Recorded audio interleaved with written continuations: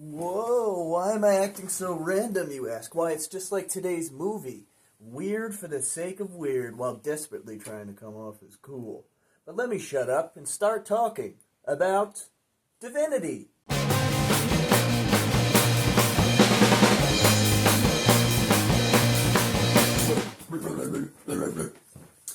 Well, Divinity from 2023 is a body horror sci-fi film from director Eddie Alcazar. Now, between Alcazar's previous film Perfect, which was perfectly shitty, and now Divinity, I think I'm just not into this bro-y, paper-thin, pseudo-psychedelic shtick. Now, the premise here is that Scott Bakula plays a scientist of some sort who's recording himself in isolation year after year as he's testing the serum he made called Divinity, which is supposed to give mankind immortality and be this wonder drug that solves all our problems.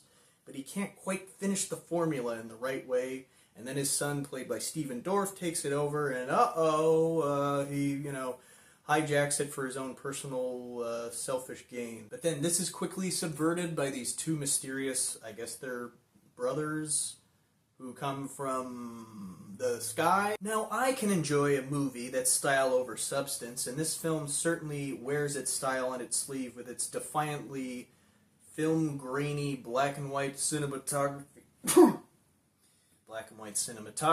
We never fully explore the potential of this premise. What does immortality tell us about humanity? And pretty much all we get is this very awkward, clunky, forced theme of love conquers all.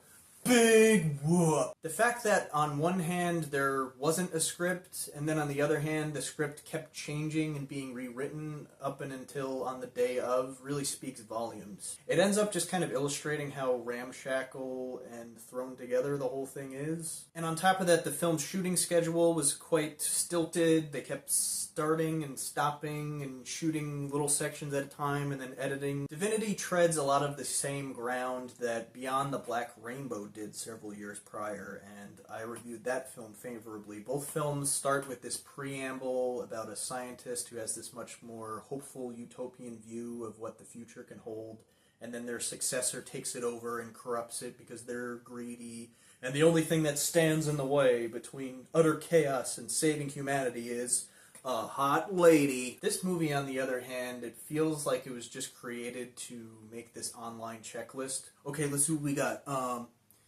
Porn stars with big boobas, check. Unnecessary burst of violence, check.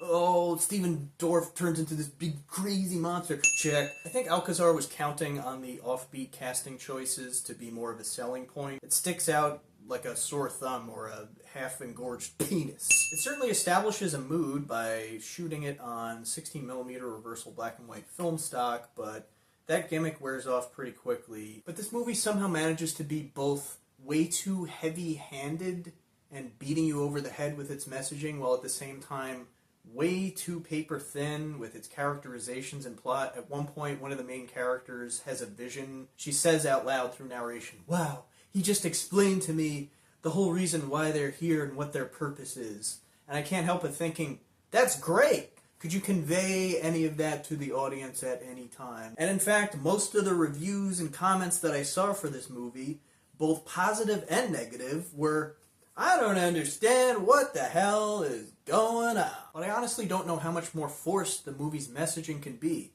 There's multiple characters who have multiple narrations. Scott Bakula is constantly explaining everything through all of his video diaries. And then on top of that, there's supposed to be this big twist in the last 10 minutes when one of the characters discovers, oh no, Stephen Dorff has intercepted the Divinity serum and he's using it for his own capital personal gain. Wow, who could have seen that coming except the first scene that we see Stephen Dorff in, and then every subsequent scene? There's a fight scene at the end, and it somehow just turns into stop motion, incongruous to the rest of the movie. And it also begs the question, so are we making this po-faced, very serious plea for humanity to save itself, or is this supposed to not be taken seriously at all? This one is a contrived cult classic, or a CCC I call them. You can't will these things into existence and just make it an instant cult classic. And I've seen this movie get very lazy comparisons to Tetsuo the Iron Man. Why? Because it's a weird movie and it's in black and white? Wow. Oh, but the best comparison, just say it with me. Ready? 1, 2, 3. David Lynch. Why? Because it's... But this movie is stupid, this movie is frustrating, and I can't recommend it to anyone. Let somebody else write the next movie, and for God's sakes, get a better casting director. I mean, next time, just go full horny and, like, make another Barbarella, or go super serious and try to make the next Blade Runner or something. Or just go full porno, just make a porno film. Speaking of which, next week we'll be covering Debbie Does Dallas, but until then, stay sexy.